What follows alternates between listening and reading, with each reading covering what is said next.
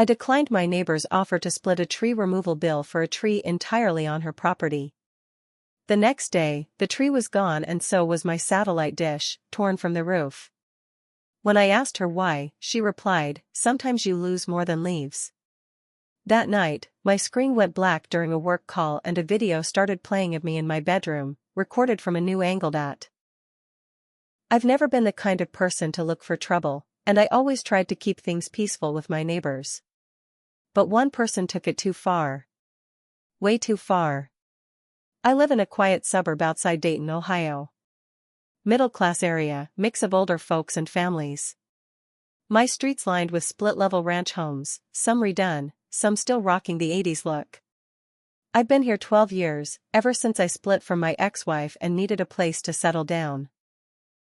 I work remotely in tech support, which means I spend a lot of time at home, especially in my office upstairs. My next-door neighbor, Lorna, moved in about 4 years ago after her husband died. She's probably in her early 60s. Retired. Always dressed like she was on some old soap opera, silk robes in the morning, wine glass in hand at night, big sunglasses even when it was cloudy. I always thought she was a little strange, but never dangerous. That changed this spring. It started with the damn tree. Lorna came over one Sunday with a plastic cup of what looked like iced tea and told me she was getting a tree removed. Said it was too close to the sidewalk and the city had sent her a notice about the roots damaging the concrete. She said she already had a guy lined up and wanted to split the cost with me, $2,600 total, so $1,300 each. Here's the thing, the tree was 100% on her property. Not even close to the line. Her lawn, her roots, her problem. But its branches reached over my roof, so she said I benefited from the shade and needed to do my part. I was polite but firm. "Lorna, it's your tree. I'm not splitting the bill." She smiled without her eyes. "Sometimes things cross property lines," she said. "Not this one," I replied. She just nodded once, turned around, and walked back inside without another word. The next morning, the tree was gone. Completely. No stump, just fresh mulch and sawdust where it used to be. But that wasn't all. When I went out to get the mail, I looked up and realized something else was missing, my satellite dish. Gone. Just ripped off the roof. Wires dangling, bolts still stuck in the shingles. I knocked on Lorna's door, already boiling. She opened it like she was expecting me. "Did your tree guy take my dish down?" I asked. "Because now I can't work. My internet's through the satellite." She tilted her head, smiled that creepy smile again, and said, "Sometimes you lose more than leaves." Then she closed the door. I stood there in shock. I didn't know what to do. I called my service provider, but they couldn't get anyone out until the end of the week. I work in IT, life support, and my job depends on solid internet. I had to use my phone's hotspot, which barely held up. Next day, I'm on a Zoom call with a healthcare client. About 10 minutes in, my screen freezes, then goes completely black. I think I lost the signal again. But then, a video starts playing on my screen. And it's me. In my bedroom. Changing clothes. At first, I thought it was some kind of weird old recording or mistake, but the angle, it was from inside the room, high up, like from a vent. And it was me. Last night. Shirt off, moving around like I was alone. Because I was supposed to be alone. I slammed the laptop shut and just sat there, heart racing. I went straight to the bedroom, climbed up on a chair, and looked into the air vent above my closet. There it was. A tiny black camera. No wires, just taped to the inside of the duct. I ripped it out. I felt sick. Shaking. I stared at the thing in my hand and couldn't make sense of it. Who would do this? How? Why? There was only one person crazy enough, bold enough, and angry enough to do something this extreme. Lorna. I knocked on her door so hard I thought I'd break it. She didn't answer. I called the police. They came, wrote a report, took the camera. I showed them the video. They asked me if I had any enemies. I told them about the tree, the dish, her weird comments. They nodded but didn't seem too convinced. There were no fingerprints, no footage of her installing the camera, and no signs of forced entry. They said they'd look into it. I couldn't sleep that night.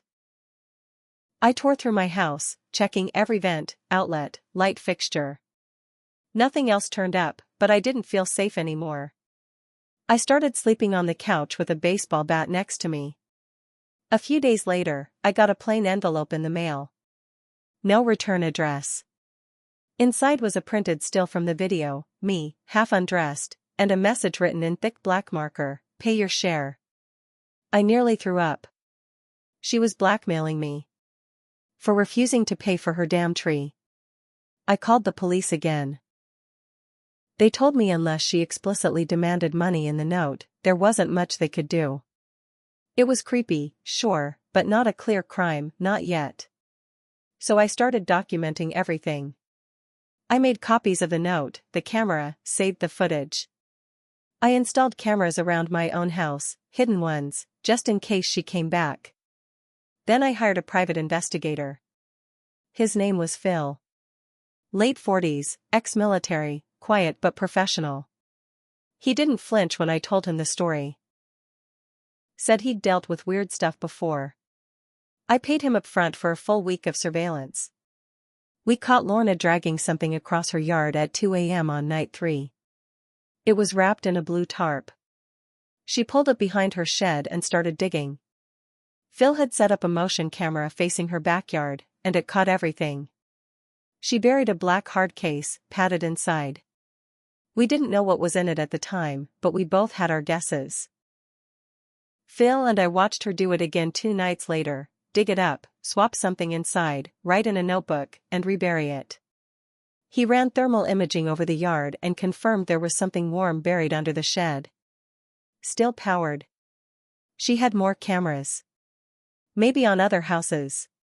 Maybe inside other houses. On the next Thursday, when we knew she had her hair appointment, we made our move. Phil posed as a city utilities inspector. Knocked on her front door to distract any potential tech she had running inside. I went around back, gloves on, and dug up the case. Inside were 5 memory cards, a small laptop, and a notebook filled with times, addresses, and creepy notes about people on our block. I took photos of every page, copied the memory cards, then put everything back the way I found it. That night, I watched every file. She had been spying on everyone. Not just me. Kids. Couples.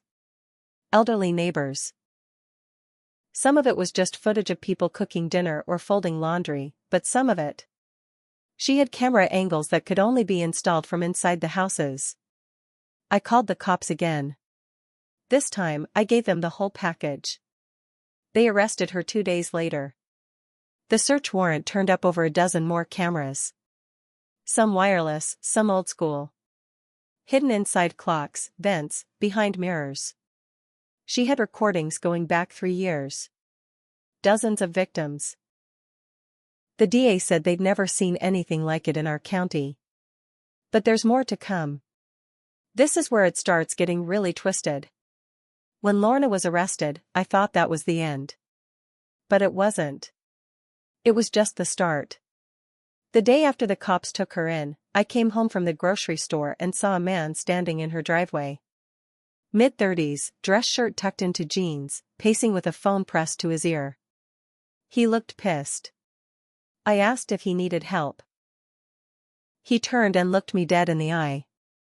"You're the one who turned her in, right?" I didn't answer.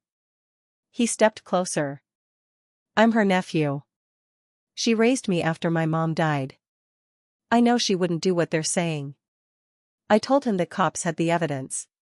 The videos. The notes. She was losing her mind, I said. She was spying on half the neighborhood.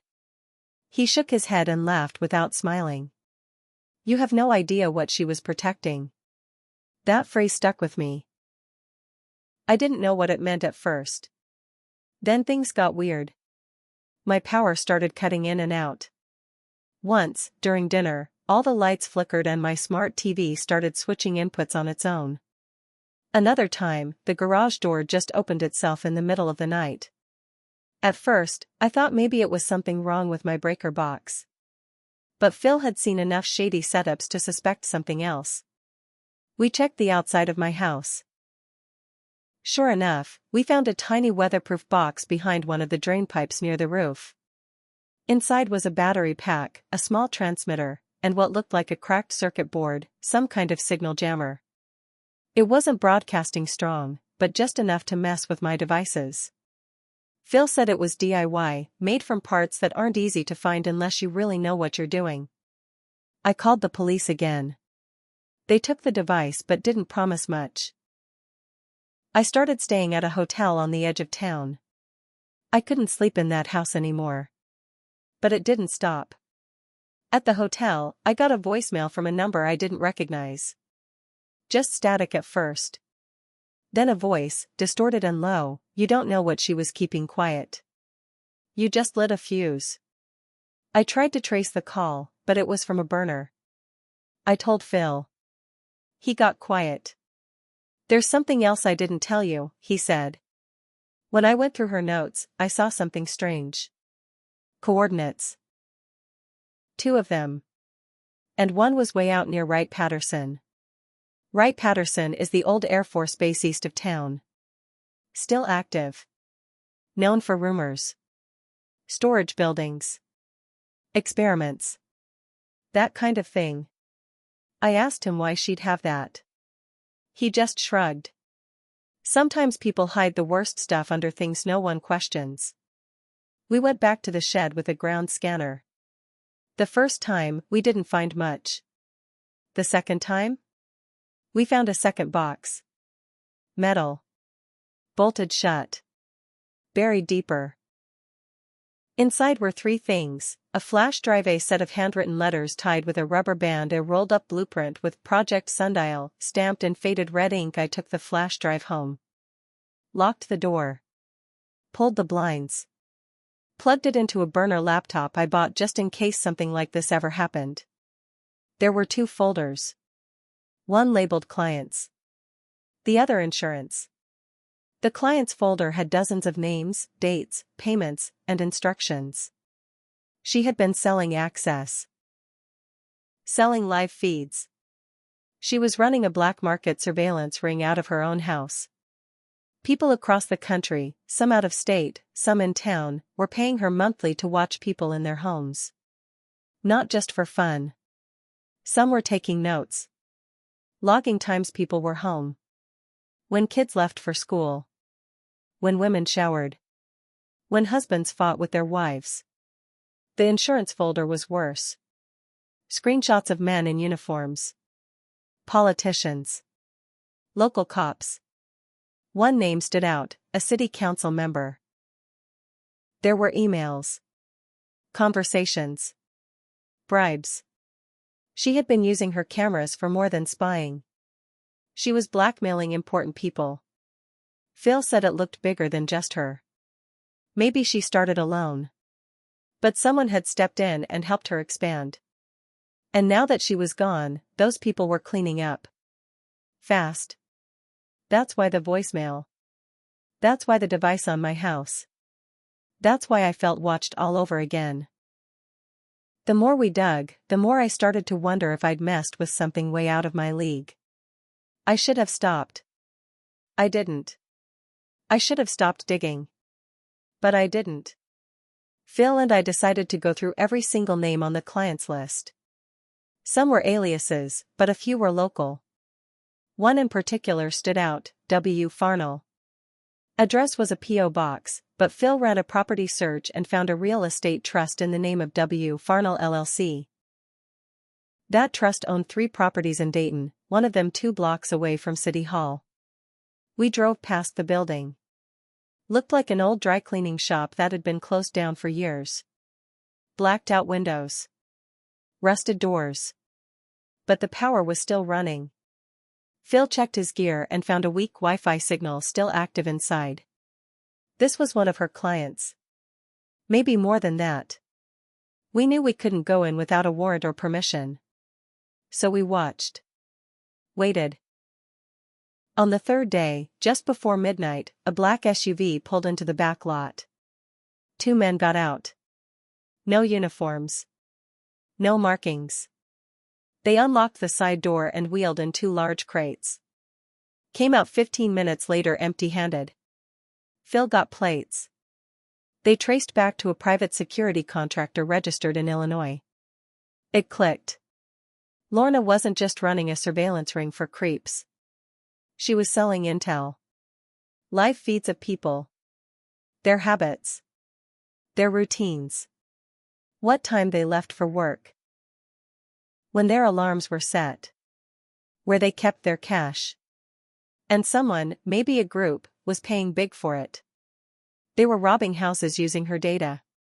Some victims probably never even reported it. No forced entry. No clear theft. Just a missing safe here, a broken USB drive there. Quiet thefts. When Lorna got arrested, the ring started to burn its tracks. And I was on that track. 3 nights later, someone broke into my house. I had moved back in temporarily. I shouldn't have. But I was tired of hiding. It was around 3:12 a.m. when the motion alert on my phone went off. My outside cameras caught a figure slipping through my side gate. Dressed in black, gloved hands, hood pulled up. I didn't hesitate. I grabbed the bat and called 911. He was inside within 2 minutes. Didn't break anything. He had a key. Or picked the lock. Came through the basement door. I heard him step on the second stair. The one that creaks. I stood in the dark hallway, bat raised. He turned the corner and froze when he saw me. We both stared. Then he bolted back down the stairs. I chased him into the yard, screaming loud enough to wake the block. He got away. But the police showed up fast, this time. I showed them the footage. They finally started taking me seriously. Phil made backups of everything, names, videos, letters, logs, and mailed copies to 5 different lawyers in 5 different states. We also mailed a package straight to the FBI office in Cincinnati with an anonymous note, surveillance ring operating out of Dayton. List of buyers and political connections inside. We weren't sure what would happen. But we made sure if anything happened to us, it wouldn't be quiet. 2 weeks later, Lorna took a plea deal.